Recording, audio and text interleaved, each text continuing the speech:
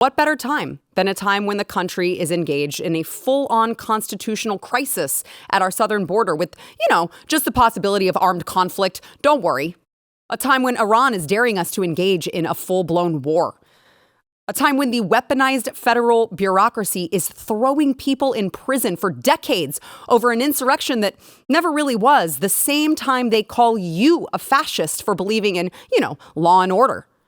A time when the radical left is pushing children to be sterilized and mutilated and screaming, transphobic bigot, if you don't agree.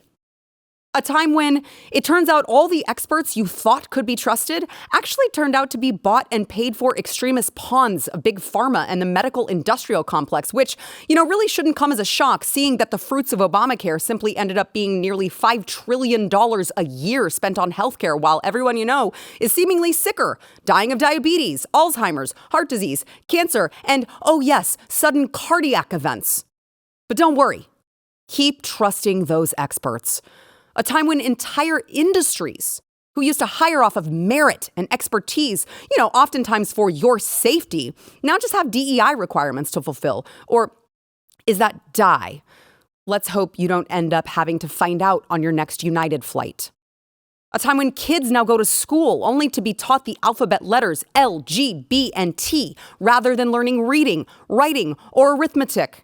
They may not graduate being able to write at a high school level, but don't worry, they will be able to recite the 99 genders upon command. A time when words mean nothing because words, they're just manipulated and weaponized to mean what the radical left wants them to mean. If you believe in less government and more freedom, you are somehow literally Hitler. If you believe people should be judged by the content of their character rather than the color of their skin, you are somehow the racist. Up is down, down is up. Evil is called good and good evil.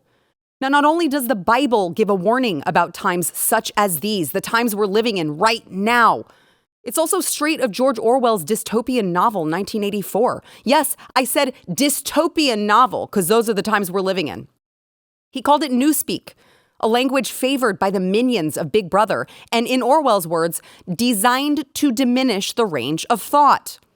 Newspeak was characterized by the elimination or alteration of certain words, the substitution of one word for another, the interchangeability of parts of speech, and the creation of words for political purposes.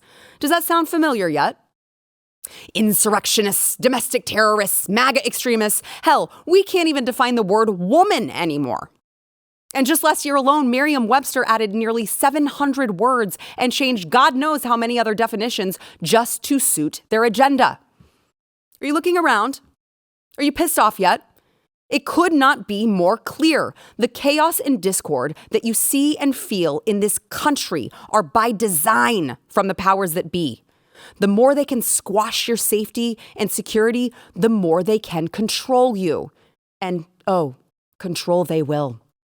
They want to tell you what you can buy, where you can travel, what you're going to eat, which, by the way, may be bugs, for the environment and all. You will own nothing and love it. That's what they said. And while you're at it, go ahead and, muzzle your children, jab them with poison, and come back for the next booster, all because they care about the children. Well, not the children in the womb. They want you to kill those and call it empowerment. Yeah. In case you haven't noticed, this country is at a precipice. Either we just roll over and allow the new world order, or we fight back. Now, I made a promise to myself a very long time ago that I would fight like hell for the survival of this republic, so I could tell my kids I did everything I could to save this country for them. And I intend to do just that. I hope you'll join me in this fight.